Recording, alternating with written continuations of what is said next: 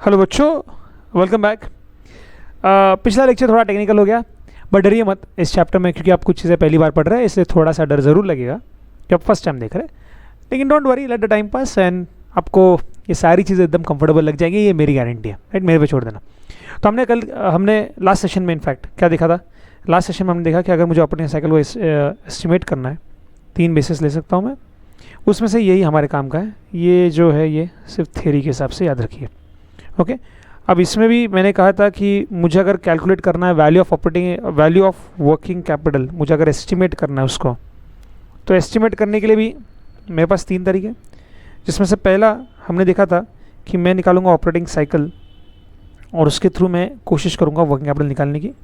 दूसरा मैं यूज़ कर सकता हूँ फॉर्मूला, और आज हम ये फॉर्मूला और जो इक्वेशंस है, रिग्रेशन इक्वेशंस, इसके बारे में थोड़ा सा ही पढ़ने वाले, क्योंकि अपने सिलेबस में ज़्यादा नहीं है। अब फॉर्मूला मतलब क्या है? वर्किंग कैपिटल का फॉर्मूला क्या है? Current asset minus current liability. तो ये पता चल जाए, ये पता चल जाए, हो गया ना। ये हम माइनस करेंगे और आंसर निकाल लेंगे कि वर्किंग कैपिटल कितना है हमारा, और ये इक्वेशन। तो ये 2 बातें हमको देखनी है। ये जैसे हमारा हो जाएगा तो ख़त्म हो जाएंगे हमारे methods to estimate working capital. Okay, तो ऑपरेटिंग साइकिल वाला पार्ट लास्ट सेशन में देखा था, ये फॉर्मूले देखे थे। अब देखिए कि अगर मुझे वर्किंग कैपिटल को सेकंड मेथड से सॉल्व करना है, असेसमेंट ऑफ वर्किंग कैपिटल, मतलब कुछ भी नहीं, मुझे वर्किंग कैपिटल को असेस करना है, मतलब ये फॉर्मूला यूज़ करना है, current asset minus current liability. तो क्या करेंगे इसमें सारे करंट असेट्स की टोटल लेनी है। मतलब आपके पास वंस अगेन रॉ मटेरियल का स्टॉक कितने लाख का है। अभी करंट असेट में क्या क्या आता है याद करो? इन्वेंट्री आता है, यस और नो? तो करंट असेट्स में आपकी इन्वेंट्री आती है। इन्वेंट्री मतलब उसमें क्या क्या आना चाहिए? मेरा रॉ मटेरियल आना चाहिए, WIP आना चाहिए, फिनिश गुड आने चाहिए, डेटर्स आने चाहिए, कुछ प्रीपेड एक्सपेंसेस रहेंगे वो आने चाहिए। तो बस करंट असेट्स की टोटल लगानी है यहाँ पे, सिंपल। करंट असेट्स की आपको टोटल लगानी है 1 बाय 1। तो करंट असेट में मैं क्या ले लूँगा? रॉ मटेरियल का स्टॉक, उसमें ऐड कर दूंगा WIP, फिनिश गुड ऐड कर दिया, डेटर्स ऐड कर दिया। इसके अलावा कुछ कैश चाहिए क्या?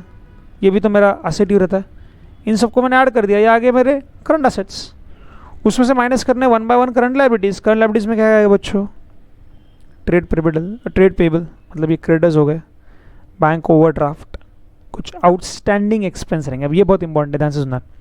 से बच्चों कोई वर्कर्स है आपके पास, और वो वर्कर्स बोल रहे कि सर हमारा पेमेंट आप 3 महीने बाद दीजिए।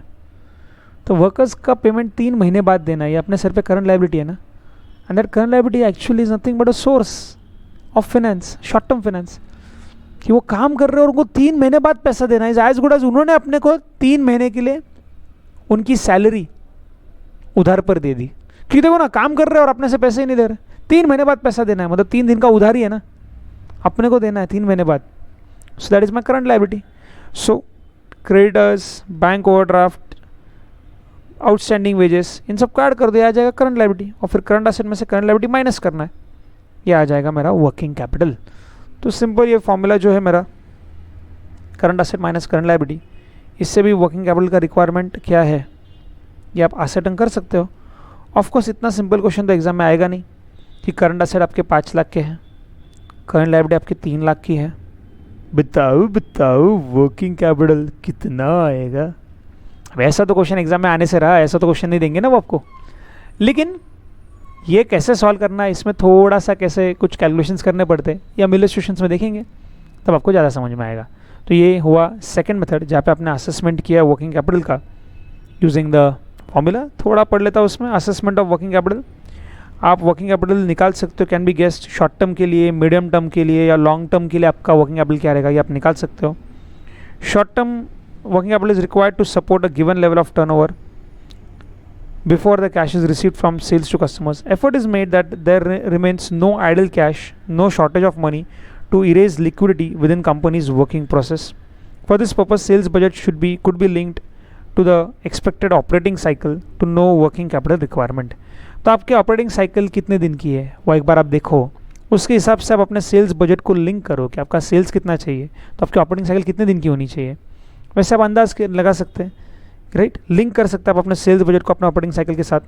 और एक शॉर्ट टर्म वर्किंग कैपिटल का रिक्वायरमेंट आप आसानी से गेस कर सकते हैं, right. Medium term working capital includes profit and depreciation provision, So these funds are retained in the business and reduced by expenditure on capital replacements and dividend and tax payment. अब medium working capital मतलब क्या बच्चों? सी, जो आपके profits रहते हैं जो आप हर साल कमाते हो, ये भी तो आपके लिए क्या एक सोर्स ऑफ फाइनेंस है.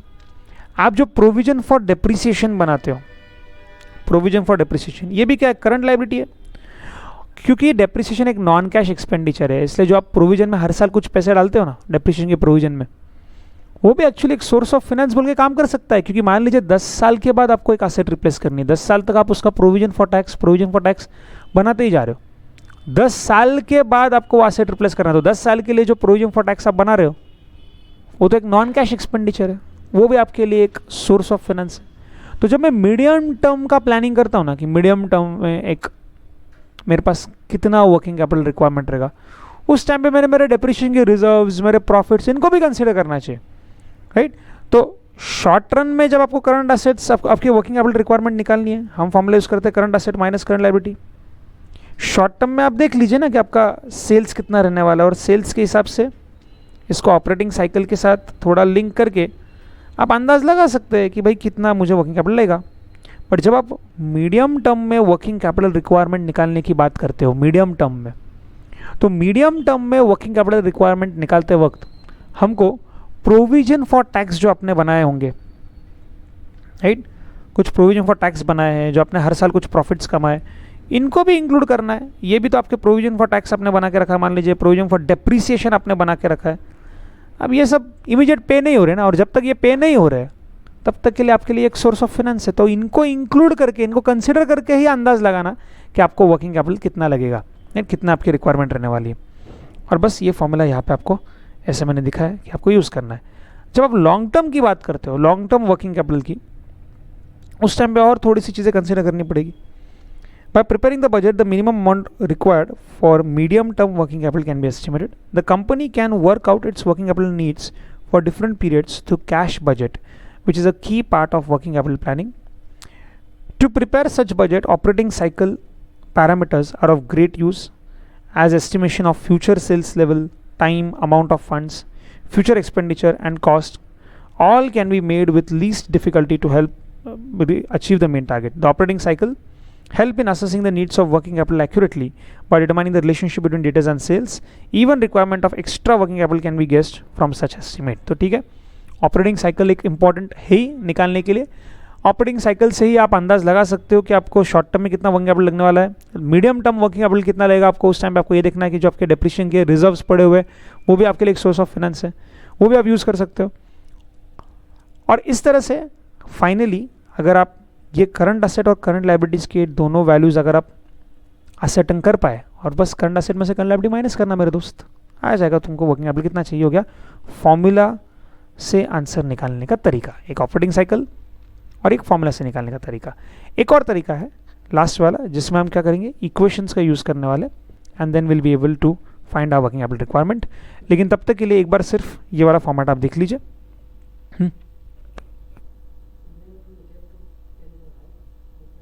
मैम ने बोला ठीक है ना. आओ चलिए ये एक बार देख लिया. तो एक लास्ट में ये नेगेटिव वर्किंग कैपिटल, इसके पहले मैं आपको नेगेटिव वर्किंग कैपिटल क्या है ये पढ़ाऊँ, आपको थर्ड मेथड जो है वो मैं दिखा देता हूँ, जहाँ पे हम यूज़ करेंगे इक्वेशंस का. अब जो इक्वेशंस का यूज़ करना मतलब क्या, से फॉर एग्जांपल जैसे मैंने कहा कि एक चाय वाला, उसको आज कितना सेल करना है, इसको बेस मानकर भी डिसाइड कर सकता है कि उसको कितना करंट असेट कितना करंट लायबिलिटी होगा. उसके वर्किंग कैपिटल को एस्टिमेट कर सकता है, वो उसके सेल्स को नोट कर कर, सेल्स को बेस लेकर वो डिसाइड कर सकता है. अब बच्चों मान लेते हैं कि मुझे पता है कि मेरे सेल्स का और वर्किंग कैपिटल का रिलेशनशिप क्या है, और इस रिलेशनशिप को जब मैं एक मैथमेटिकल फॉर्म में लिखता हूँ, इस रिलेशनशिप को जब मैं एक मैथमेटिकल फॉर्म में लिखूंगा, ओके, जब मैं इसको एक मैथमेटिकल फॉर्म में लिखता हूँ तो ये कहलाएगा एक मैथमेटिकल इक्वेशन, ओके, जिसमें ये सेल्स मेरा क्या है, इंडिपेंडेंट वेरिएबल, और वर्किंग कैपिटल मुझे कितना लगेगा ये मुझे निकालना है ना, तो ये बन जाएगा मेरा डिपेंडेंट वेरिएबल. क्या बन जाएगा वो मेरा डिपेंडेंट वेरिएबल.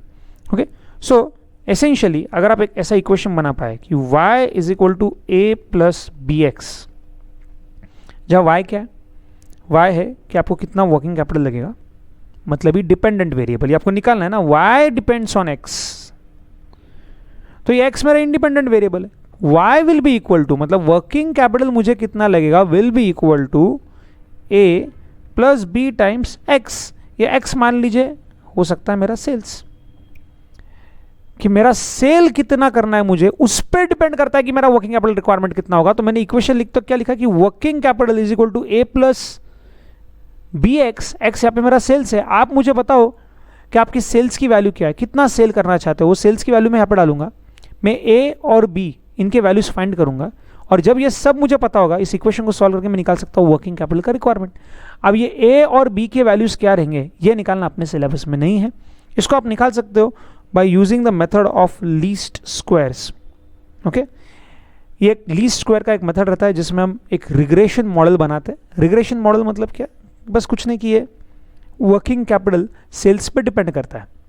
कैसे डिपेंड करता है वो, अगर आप उसके ये ए और बी के वैल्यूज़ को निकाल पाए, ए की वैल्यू कैसे निकालते हैं, बी की वैल्यू कैसे निकालते हैं, ये हमारे सिलेबस में नहीं है, बट ऐसे भी एक इक्वेशन बनाओ तो भी आप वर्किंग कैपिटल कितना लगेगा ये एस्टिमेट कर सकते हो, जिसमें y is equal to a plus b x.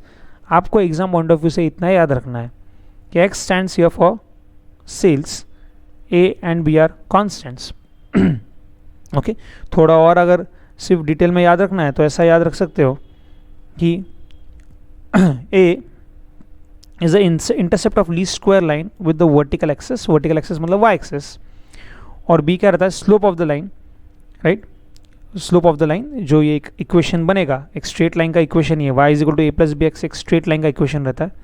तो मान लीजिए आपका ये है वो जो रिग्रेशन लाइन है, वो अगर हम यहाँ पे दिखा दे तो ये बन गई मेरी रिग्रेशन लाइन, जो क्या दिखाती है, यहाँ पे एक्स एक्सिस पे है मान लीजिए मेरा सेल्स, राइट, और वाई एक्सिस पे है वर्किंग कैपिटल। तो ये दिखा रहा है कि वर्किंग कैपिटल कितना लगेगा depends on sales, working capital कितना लगेगा डिपेंड्स ऑन सेल्स। ऐसा है कि ये लाइन है, ये दिखाता है इतने सेल्स के लिए इतना वर्किंग कैपिटल, इतने सेल्स के लिए इतना वर्किंग कैपिटल, इतने सेल्स के लिए इतना वर्किंग कैपिटल। तो आप मुझे पता हो कि कितने का सेल्स करना है, मैं आपको बता दूंगा कि आपको कितना वर्किंग कैपिटल लगेगा, बट उसके लिए पहले मुझे ये सारे वैल्यूज़ पता होने चाहिए, ए और बी के। फिर एक्स तो आप मुझे बता दोगे एक्स क्या है, सेल्स, आप बोल दोगे सेल्स 10 लाख है, मैं 10 लाख यहाँ पर डाल दूंगा। अगर मेरे पास ए और बी के वैल्यूज़ होंगे तो मैं ये वाई का आंसर निकाल पाऊंगा, जो हमारे सिलेबस में नहीं है। इस तरीके से बच्चों हमने 3 तरीके देखे किससे मैं निकाल सकता हूँ मुझे वर्किंग कैपिटल कितना लगेगा, ऑपरेटिंग साइकिल, दूसरा है formula current asset minus current liability, और तीसरा है मेरा तीसरा क्या था, ये ग्राफिकल तरीका सॉल्व करने का। ओके, अब ये अगर आपने एक बार पढ़ लिया है तो इसके पहले सिर्फ एक छोटा सा बीच में एक पॉइंट आता है, what do you mean by the word negative working capital. बच्चों नेगेटिव वर्किंग कैपिटल मतलब क्या, अब क्योंकि हमने ऊपर एक फॉर्मूला पढ़ लिया कि वर्किंग कैपिटल का फॉर्मूला रहता है current asset minus current liability. तो अगर मान लेते हैं कि आपके current asset minus current liability, अगर करंट असेट तुम्हारे 3 लाख है और करंट लायबिलिटी तुम्हारे पास 5 लाख की है, तो ये आंसर तो नेगेटिव आ जाएगा, -2। अब सी इन जनरल मैं इन जनरल बात कर रहा हूँ, इन जनरल कभी भी अगर वर्किंग कैपिटल मान लीजिए आपका नेगेटिव आता है तो it is not considered very good. In general, again I repeat, in general, तो इन जनरल अगर मान लीजिए आपका ये वर्किंग कैपिटल जो है -2 लाख आया, it is not considered very good, इसको अच्छा नहीं मानेंगे, क्योंकि ये नेगेटिव है। इसका मतलब क्या है, इसका मतलब ये कि तुम्हारे पास करंट असेट्स कम है मेरे भाई, करंट असेट तुम्हारे पास कितने के, 3 लाख के, और तुम्हारे सर पे करंट लायबिलिटी कितनी है, 5 लाख की करंट लायबिलिटी। 3 लाख के असेट्स, 5 लाख की तुम्हारे सर पे करंट लायबिलिटी, तो हम बोलेंगे भैया 2 लाख नेगेटिव है। इसका मतलब क्या है, current asset 3 lakh, current asset में क्या आता है, डेटर्स, डेटर्स से पैसे मिलने हैं 3 लाख, और जबकि लायबिलिटी है सर पे 5 लाख की करंट लायबिलिटी, 5 लाख के पेमेंट देना है आपको, नेगेटिव चल रहा है, बिजनेस में लिक्विडिटी नहीं है, बिजनेस डूब जाएगा। बहुत ही डेंजरस सिचुएशन में इन जनरल इसका ये मीनिंग निकलता है, लेकिन कुछ एक्सेप्शंस भी है। कभी कभी अगर आपका वर्किंग कैपिटल नेगेटिव है और फिर भी आपका बिजनेस चल रहा है, ये दिखाता है कि आप बहुत एफिशिएंटली अपने असेट्स को यूज़ कर रहे हो, बहुत एफिशिएंटली आप अपने करंट असेट्स को यूज़ कर रहे हो। मैं एग्जांपल देता हूँ बच्चों, एग्जांपल वही एग्जांपल मैंने यहाँ पे लिख के भी दिया है, वॉलमार्ट का एग्जांपल है। अब वॉलमार्ट के एग्जांपल में क्या है, ये फोकस करिएगा, क्या बोलना चाहते हैं हम यहाँ पे।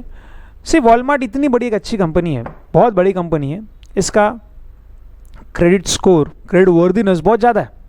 सो वॉलमार्ट अगर मान लीजिए किसी से जब माल लेता है तो सामने वाला वॉलमार्ट को बोलता है कि आप 30 दिन के बाद पैसे दीजिए।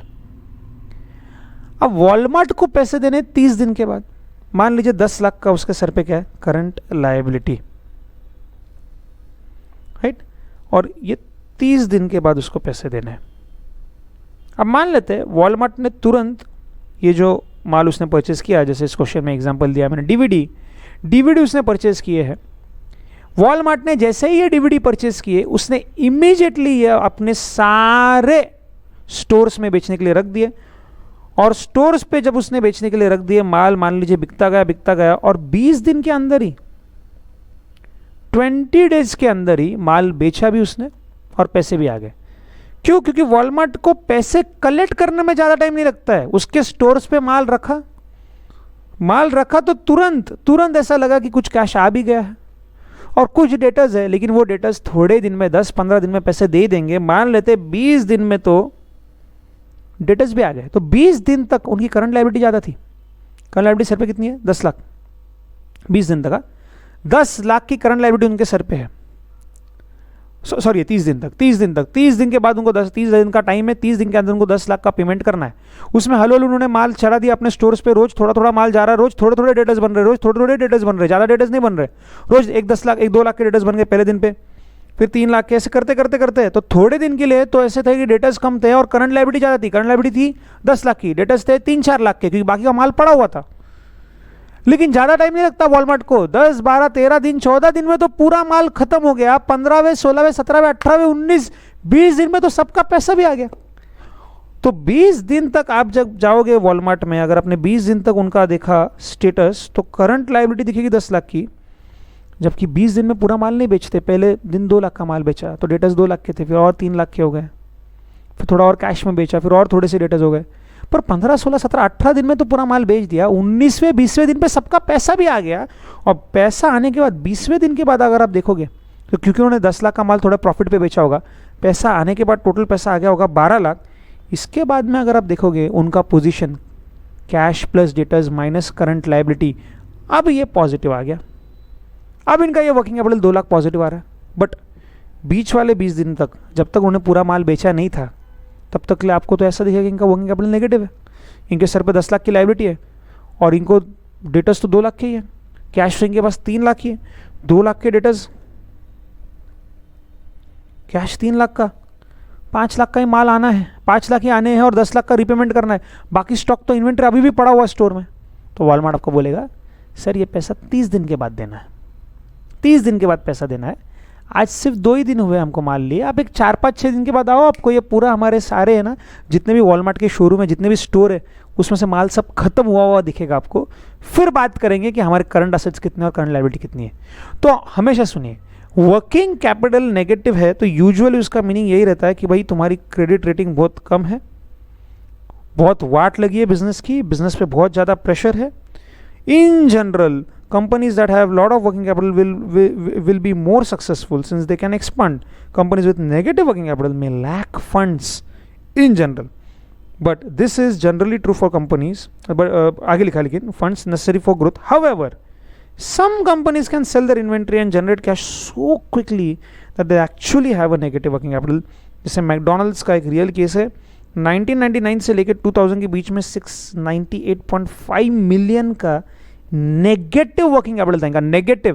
क्योंकि मैकडोनल्ड्स की गुडविल इतनी अच्छी है कि लोग इनको माल देते उधार पे और देते, सर आराम से पैसे दीजिए, आराम से, कि बहुत पुरानी कंपनी है, बहुत बड़ी कंपनी है, इनको क्रेडिट पीरियड बहुत मिलता है, जबकि इनको बेचने के लिए और माल का पैसा कलेक्ट करने के लिए बहुत कम टाइम लगता है। ये बर्गर बनाते तुरंत बिक जाते हैं, तुरंत लोग पैसे भी कर देते थे इनको, तो इनके पास करंट लायबिलिटी ज़्यादा है। लोग बोल रहे सर ले लीजिए माल, लेके जाइए हमारा आलू, कांदे, घ्यूंटा, आलू, घ्यूंटाक, गोभी डालते ना वो बर्गर में, घ्यूंटाक, चीज वाला बोलता है चीज ले लो, हमारे पाव ले लो, आराम से देना साहब पैसा, आराम से पैसा देना। उसका क्रेडिट बहुत अच्छा है, उसका क्रेडिट स्कोर, क्रेडिट वर्दीनेस बहुत अच्छा है। पर जब इसको सप्लाईज तो बहुत आसानी से मिल रहे हैं, वो भी बहुत बड़े बड़े क्रेडिट पीरियड के साथ, पर जब ये माल बेचता है, इसका इतना वैल्यू है कि ये पहले पैसे मांगता है, फिर बर्गर देता है, पहले ऑर्डर देने का, पैसे देने का, फिर बर्गर लेके जाने का, इनका कलेक्शन बहुत फास्ट होता है। सो इनका आपको हो सकता है कि नेगेटिव वर्किंग कैपिटल दिखे, करंट लायबिलिटी बहुत है, और करंट एसेट्स में कुछ नहीं, क्विक कैश कलेक्शन है, राइट। तो फॉर सम टाइम, जैसे मैं आपको एक्सप्लेन किया, जैसे वॉलमार्ट पूरा माल नहीं बेचता, कुछ दिनों के लिए आपको हो सकता है ऐसा दिखे कि यार इनका वर्किंग कैपिटल नेगेटिव है, 10 लाख कम पेमेंट देना है, जबकि पैसा आना सिर्फ 5 लाख है। पर वॉलमार्ट बोलेगा सर 5-10 दिन रुक जाइए, 5-10 दिन में तो हमारा पूरा माल, पूरे स्टोर्स खाली हो जाएंगे, 20 दिन में तो पूरा पैसा आ जाएगा 12 लाख। 20 दिन के बाद देखते ना, देना 10 लाख है, हमारे पास होंगे 12 लाख 20 दिन के बाद ही, जबकि हमको तो पेमेंट 30 दिन के बाद करना है। 20 दिन के बाद ही हमारा स्टेटस बहुत भारी का होने वाला है। So negative working capital usually is not good. अगर हमेशा आपका नेगेटिव वर्किंग कैपिटल रह रहा है तो हो सकता है कि इन जनरल हम ऐसा कहें कि आपकी कंपनी फाइनेंस अच्छे से मैनेज नहीं कर रही, बट हर बार ये जरूरी नहीं है, एक्सेप्शन से कभी कभी ऐसा दिखा सकता है। बॉटम लाइन ये है जो मैंने आपको पढ़ा उसकी, कि negative working capital can be a sign of managerial efficiency also in a business with low inventory and accounts receivable, which means they operate on almost strictly cash basis. In these companies, products are delivered and sold to the customer before the company even pays for them. Company को payment करना है 30 दिन बाद, जबकि बेच के ही हो रहा है पैसा प्रोडक्ट 20 दिन में। तो in order to understand how a company can have negative working capital, we should understand the example of Walmart. ये मैंने यहाँ पे आपको लिख कर दिया है पूरा वॉलमार्ट का एग्जाम्पल, फेयर इनफ। तो नेगेटिव वर्किंग कैपिटल क्या है ये भी मैंने आपको एक्सप्लेन कर दिया। हमने वर्किंग कैपिटल कैसे एस्टिमेट करते हैं उसके नीड्स देख लिए। चलो सर, आपने हमको पढ़ा दिया वर्किंग कैपिटल कैसे एस्टिमेट करना, और उससे हमने मान लो निकाला कि एक कंपनी का वर्किंग कैपिटल आ रहा है 6 लाख। अब इस 6 लाख का नेक्स्ट क्वेश्चन आता है, कहाँ से लाए हम ये 6 लाख रुपए? 6 लाख रुपए कैसे निकालना ये मैंने आपको अभी सिखाया, वो खत्म हो गया। अभी methods to estimate the value of working capital वो खत्म हो गए। अब वो खत्म होने के बाद नेक्स्ट मुझे ये पढ़ना है कि अगर 6 लाख रुपए चाहिए मान लीजिए कंपनी को, तो 6 लाख रुपए कहाँ से वो फाइनेंस कर सकता है? एक कंपनी अपना वर्किंग कैपिटल रिक्वायरमेंट जो है वो कैसे कैसे क्या कर सकता है, कम ऑन, कैसे उसको फाइनेंस कर सकता है, ये मुझे पढ़ना है। तो फाइनेंस करने के लिए बच्चों आपको पहले ये समझना पड़ेगा कि एक किसी भी कंपनी के वर्किंग कैपिटल में, जो एक गोइंग कंसर्न वाली कंपनी है, कई सालों से चल रही है, उस किसी भी कंपनी में आपको पहले एक समझना है कि एक हमेशा रहता है परमानेंट वर्किंग कैपिटल और एक रहता है उसमें variable portion. Permanent working capital मतलब क्या? This is the minimum permanent working capital, this is nothing but minimum, ये पहले भी मैंने आपको एक्सप्लेन किया है, minimum amount of inventories, stock, cash that the company has to carry irrespective of level of sales. इसका मतलब क्या पूछो कि कभी कभी मान लो सेल नहीं भी हुआ तो ऐसा नहीं है कि कंपनी को कोई कैश एक्सपेंसेस नहीं है। मान लेते हैं एग्जांपल, ऑफ सीजन है, से मान लीजिए जैसे कोरोना वायरस हो गया, कोई नहीं आ रहा है लाइव बैच में, कोई सेल्स नहीं, सेल्स जीरो है। इसका मतलब ये नहीं है कि मेरे एक्सपेंसेस जीरो है, मुझे रेंट तो पे करना ही है, इस ऑडिटोरियम का रेंट मुझे पे करना ही है, मुझे जो वर्कर्स काम कर रहे हैं उनकी सैलरीज तो देनी ही है। तो मुझे कुछ पोर्शन है इस 6 लाख का वर्किंग कैपिटल में, कुछ पोर्शन तो ऐसा है जो मुझे हमेशा रखना पड़ता है, even if, come on once again, even if the sales are zero. तो सेल्स अगर जीरो भी रहे तो भी मुझे certain portion of working capital जो हमेशा रखना ही पड़ता है, उसको मैं कहता हूं परमानेंट वर्किंग कैपिटल। क्या बोलूंगा उसको मैं, come on, permanent working capital. और फिर कुछ पार्ट ऑफ वर्किंग कैपिटल ऐसा है कि जो जब सेल्स बढ़ता है, कम ऑन, क्या, जब सेल्स बढ़ता है तभी वो बढ़ता है, that part of working capital which is called as variable working capital, जो तब बढ़ेगा जब मेरे सेल्स बढ़ेंगे, फेयर इनफ। तो अब अगर आपका वर्किंग कैपिटल मान लीजिए आया है कैलकुलेट करके 6 लाख रुपए, और अब आप मुझसे ये सवाल पूछ रहे कि सर आपने वर्किंग कैपिटल कैसे कैलकुलेट करना है ये तो सिखाया, पर आपने ही बताया था कि हम ये सब कर क्यों रहे।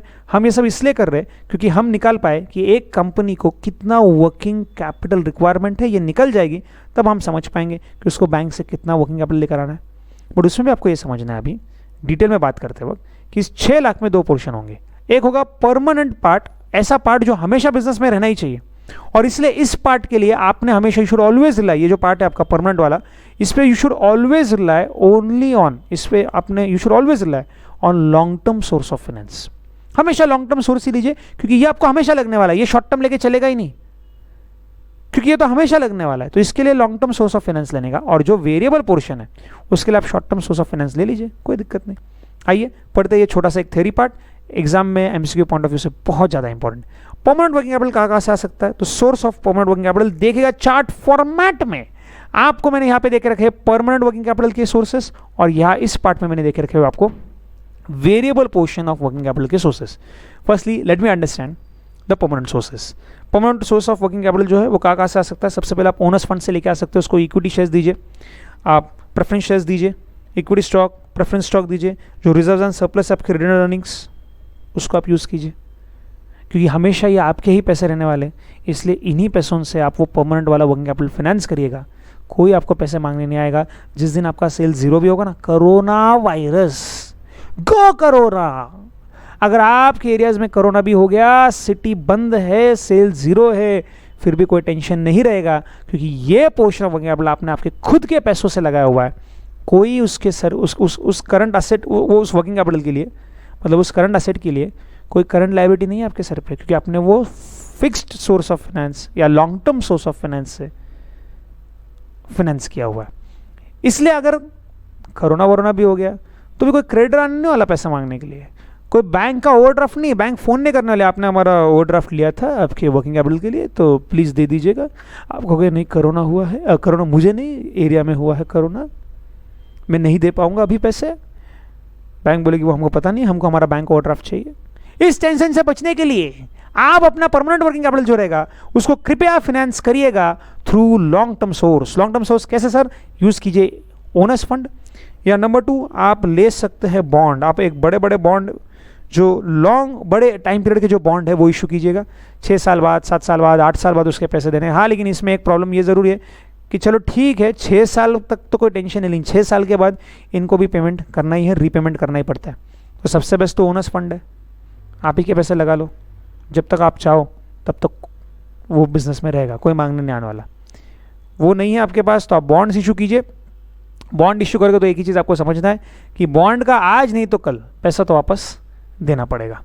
और उसके बाद है मेरे पास तीसरा सोर्स, जो तीसरा सोर्स मेरा है दैट इज़ कि मैं ले सकता हूँ एक टर्म लोन। बॉन्ड देने से अच्छा आप एक बैंक से बड़ा टर्म लोन ले लीजिए 5 से 7 साल का। और लास्ट है short term borrowing is also source of working capital finance on permanent basis. कोई शॉर्ट टर्म बोरिंग लो, लेकिन ये लास्ट रिसोर्ट है बच्चों। ये भी हो सकता है अगर आपका शॉर्ट टर्म बोरिंग जो है उसको आप एफिशिएंटली यूज़ कर पा रहे हो, बिजनेस रनिंग है, तो आप परमानेंट वर्किंग कैपिटल को शॉर्ट टर्म से भी ले सकते हो, बट वो लेस रिकमेंडेड है। सबसे ज़्यादा रिकमेंडेड यही है कि permanent source of finance, permanent portion of working capital should be finance through long term sources.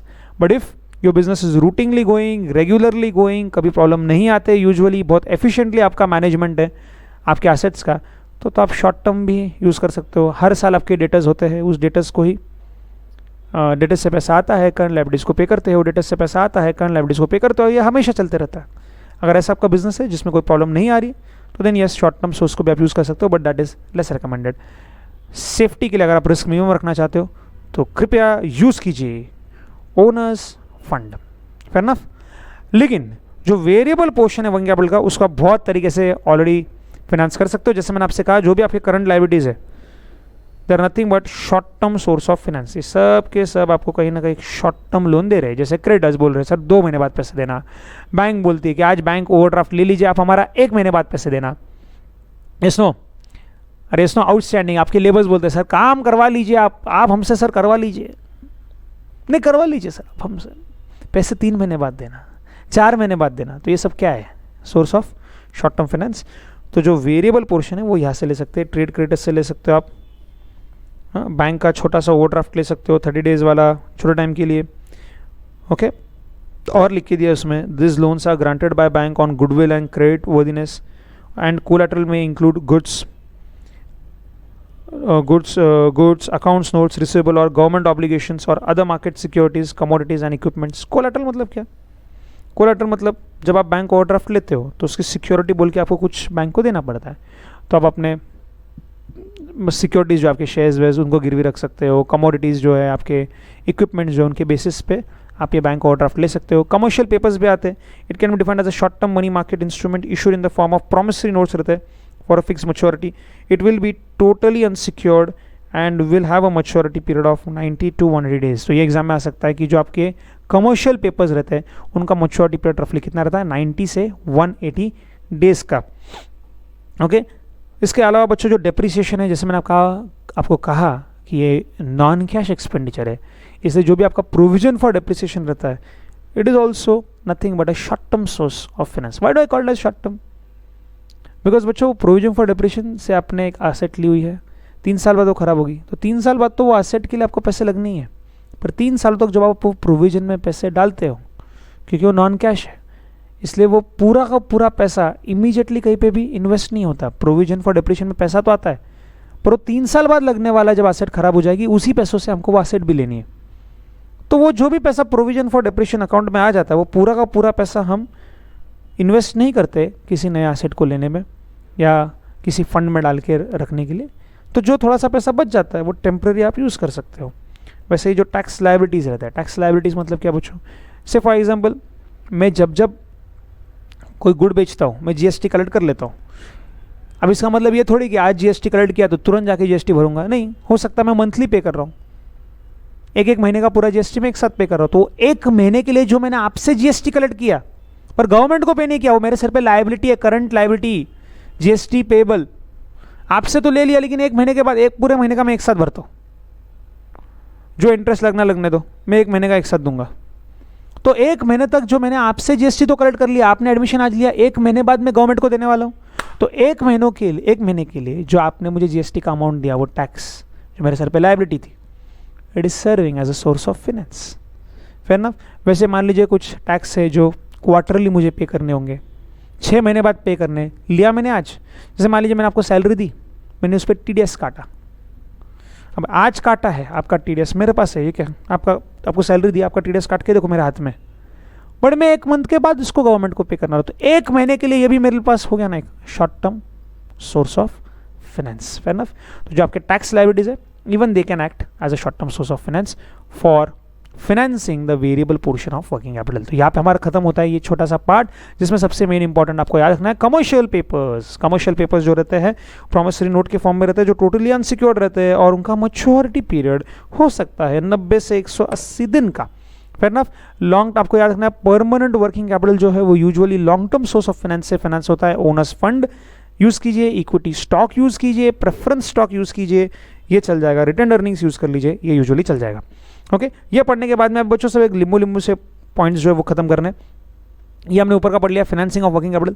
अब वो फाइनेंसिंग ऑफ वर्किंग कैपिटल में भी अगर आप मान लीजिए जब गवर्नमेंट के पास जाते हो वर्किंग कैपिटल का लोन लेने के लिए, तो गवर्नमेंट ने बैंक के पास आप जब जाते हो, आई एम सॉरी गवर्नमेंट के पास जब बैंक के पास आप जाते हो वर्किंग कैपिटल के लिए कुछ पैसा रेज करने के लिए, जैसे यहाँ पे लिख के दिया बैंक लोन लीजिए आप, कमर्शियल पेपर्स, जब आप जाते हो तो बैंक को भी बहुत सारे नॉर्म्स फॉलो करने हैं कि आपको वर्किंग कैपिटल का अगर मान लीजिए उनको फाइनेंस देना भी हो, आप वर्किंग कैपिटल के लिए जैसे यहाँ पे हमने लिखा कि आप एक टर्म लोन ले सकते हो। अब ये जब टर्म लोन लेने आप जाओगे ना बैंक के पास परमानेंट वर्किंग कैपिटल को फाइनेंस करने के लिए, आप टर्म लोन लेने जाओगे तो बैंक को भी बहुत सारी चीज़ें चेक करनी है कि वो कितना मैक्सिमम आपको लोन दे सकते हैं।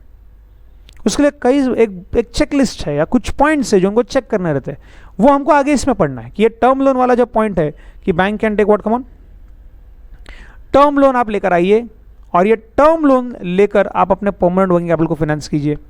ओके, बॉन्ड से पैसा लेकर आइए।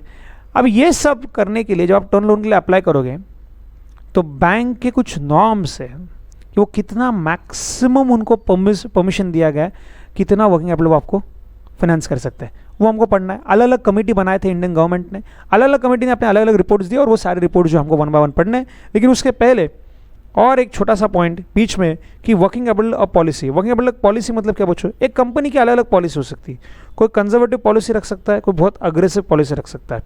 अब ये कंजर्वेटिव और अग्रेसिव मतलब क्या सर, तो यहाँ पे फोकस करिए बच्चों। कंजर्वेटिव पॉलिसी मतलब क्या कि आप अपने वर्किंग कैपिटल का जितना भी आपका वर्किंग कैपिटल रिक्वायरमेंट है उसका एक मेजॉरिटी लॉन्ग टर्म सोर्स से पैसा लाते हो और थोड़ा सा ही पैसा आप शॉर्ट टर्म से लाते हो। मैं कहूँगा कि आपका कंजर्वेटिव अप्रोच है।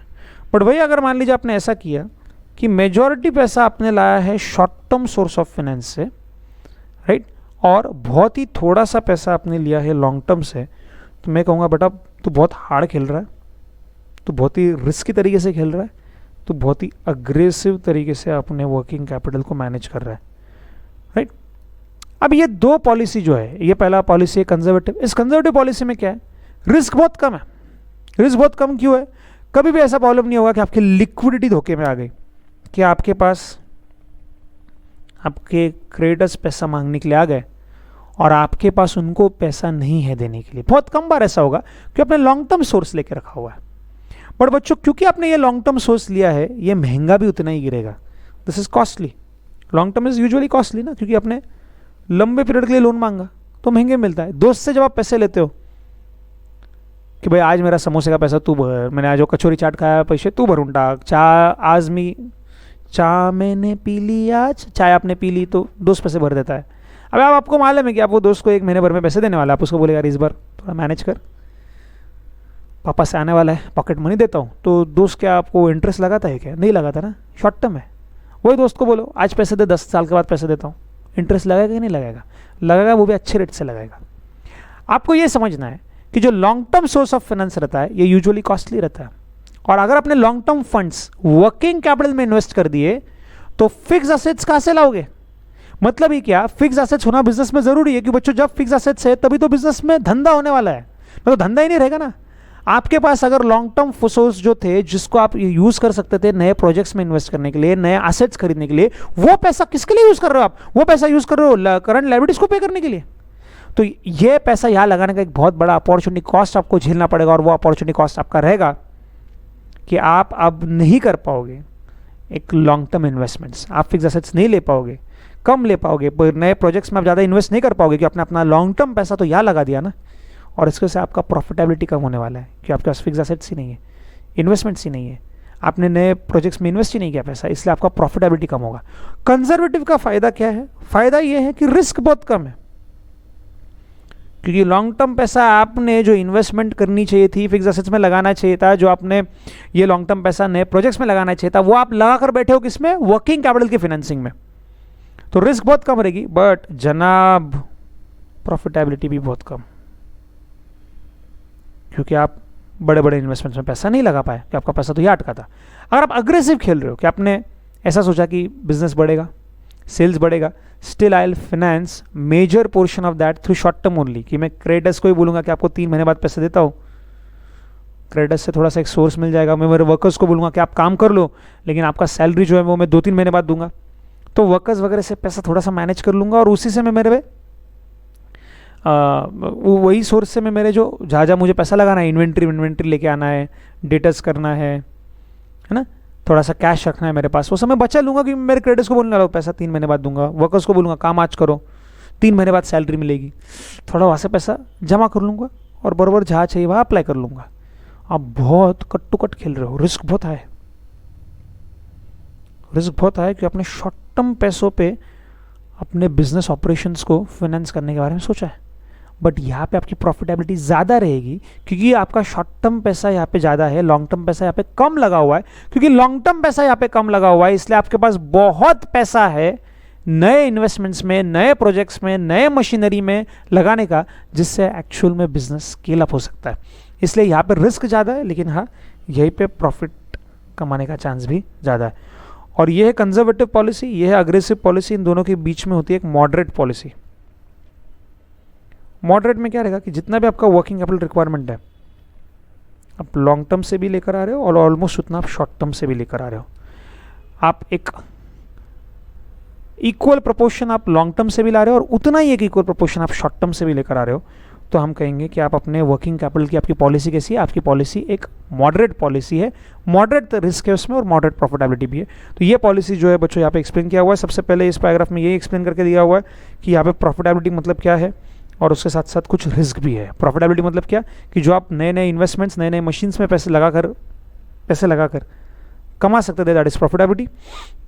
और दूसरा यहाँ पे दिक्कत दिया रिस्क। रिस्क मतलब क्या रहेगा कि अगर आपने मान लीजिए short term source of finance से ही अग्रेसिवली खेलने की कोशिश की, तो रिस्क है लिक्विडिटी की। कहीं ऐसा ना हो जाए सामने वाला पैसा मांगने के लिए आया और आपके पास पैसे ना हो देने के लिए, ऐसा नहीं होना चाहिए, क्योंकि अगर ऐसा हो गया तो इससे आपका बहुत गलत नाम मार्केट में जाएगा।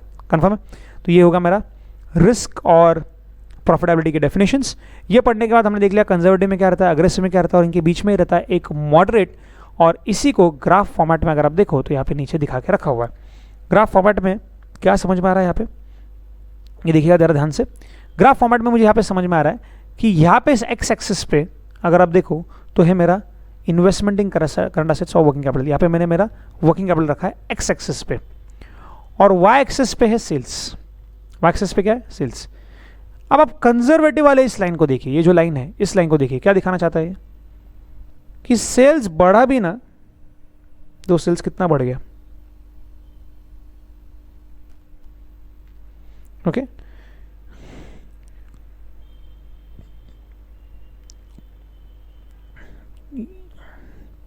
इसको उल्टा कर सकते हैं एक्चुअली, ये सेल्स के बदले यहाँ पे आप वर्किंग कैपिटल लिख दीजिए। यहाँ पे मान लीजिए मैंने सेल्स लिख दिया। ओके थोड़ा डायग्राम में चेंज कीजिए। एक्स मेरा इंडिपेंडेंट वेरिएबल है जो है सेल्स, वाई मेरा डिपेंडेंट वेरिएबल है जो है वर्किंग कैपिटल। क्या दिख रहा है इसमें? इसमें यहाँ पे आप चेक करना कि इतना वर्किंग कैपिटल था, इतना सेल्स था। अब वर्किंग कैपिटल इतना है लेकिन सेल्स देखो। अग्रेसिव पॉलिसी में क्या हो रहा है कि सेल्स ज़्यादा करने के मतलब ही, मैं एक ही मिनट में मैं डायग्राम एक बार कंफर्म कर लूँ ये सही था क्या।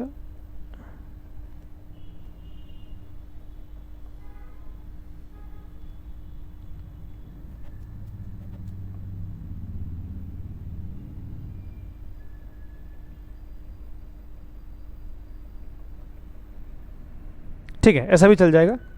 अगर आपने एक्सेस चेंज किए, वर्किंग कैपिटल ऊपर वाई एक्सेस पे लिया, सेल्स नीचे लिया तो भी चल जाएगा, लेकिन फिर ये लाइंस के मीनिंग बदल जाएंगे। जो कंजर्वेटिव है वो कंजर्वेटिव नहीं रहेगा, वो अलग बन जाएगा। ठीक है अभी के लिए मैं इसके हिसाब से एक्सप्लेन कर लेता हूँ। यहाँ पे चेक करना क्या दिखाना चाहता है ये कि देखो मैं सबसे पहले अग्रेसिव पे एक्सप्लेन कर लेता हूँ। अग्रेसिव वाला पॉइंट ये क्या दिखा रहा है कि कम सेल्स था, वर्किंग कैपिटल भी कम था।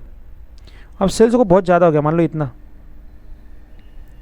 तो सेल्स बहुत बढ़ गया बट वर्किंग कैपिटल उतना नहीं बढ़ा। वर्किंग कैपिटल थोड़ा सा ही, आप लेंथ अगर देखो तो वर्किंग कैपिटल इतना ही बढ़ा है, यही लेंथ है, जबकि सेल्स की लेंथ आप देखना यहाँ से यहाँ तक पहुँच गए, सेल्स बहुत बढ़ गया। वही अगर आप मॉडरेट पे देखते हो तो मॉडरेट क्या दिखाएगा?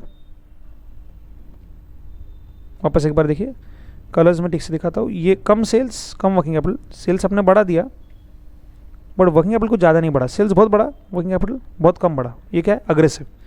वही अगर आप मान लीजिए कंजर्वेटिव देखोगे तो कंजर्वेटिव में क्या दिखेगा कि जितना सेल्स बढ़ रहा है उतना वर्किंग कैपिटल भी बढ़ेगा। सेल्स कम वर्किंग कैपिटल कम, सेल्स ज़्यादा, ये देखो वर्किंग कैपिटल भी ज़्यादा, सेल्स ज़्यादा वर्किंग कैपिटल बहुत ज़्यादा। ये दिखा रहा है कंजर्वेटिव पॉलिसी कि सेल्स थोड़ा सा बढ़ रहा है। कम ऑन, सेल्स क्या? सेल्स आपका थोड़ा सा बढ़ रहा है लेकिन वर्किंग कैपिटल आपका बहुत ज़्यादा बदल गया।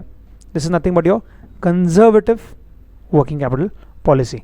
और मॉडरेट में क्या दिखेगा? मॉडरेट में दोनों मीडियम दिखेगा, जितना सेल्स उतना वर्किंग कैपिटल, जितना सेल्स में चेंज उतना वर्किंग कैपिटल में चेंज आपको दिखेगा। सेम लेंथ, सेल्स इतने से बढ़ा, देखो ऑलमोस्ट उतने से ही वर्किंग कैपिटल भी बढ़ा। मॉडरेट, सेल्स थोड़ा सा बढ़ा, वर्किंग कैपिटल आपने बहुत ज़्यादा रख लिया। कंजर्वेटिव, सेल्स बहुत बढ़ रहा है फिर भी आप थोड़े से वर्टिकल वर्किंग कैपिटल में काम चला रहे हो।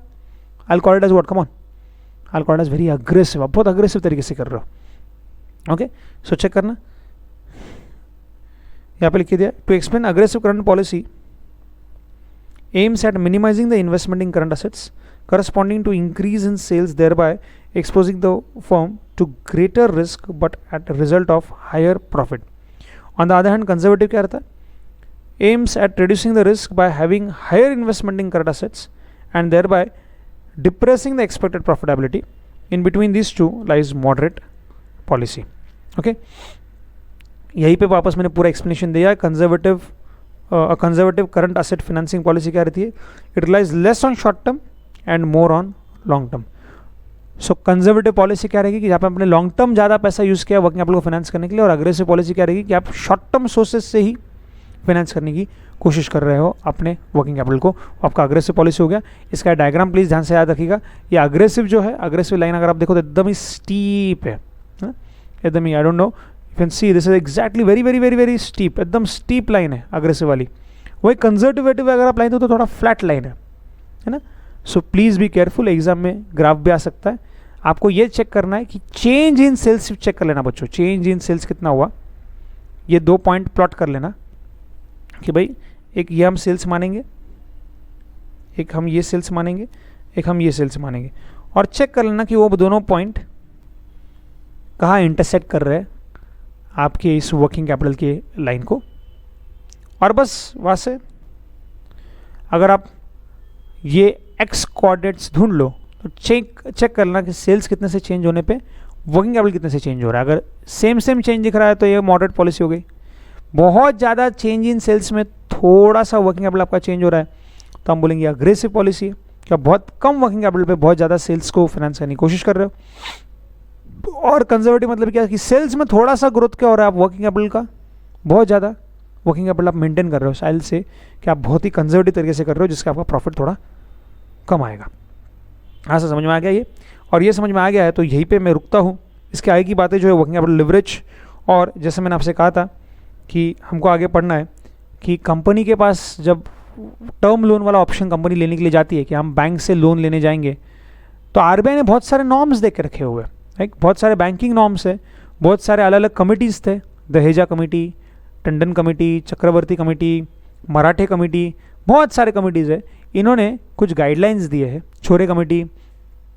इन गाइडलाइंस के बेसिस पे वर्किंग कैपिटल की फाइनेंसिंग पहले होती थी, आज की तारीख में ये गाइडलाइंस अभी ऐसे नहीं रहे।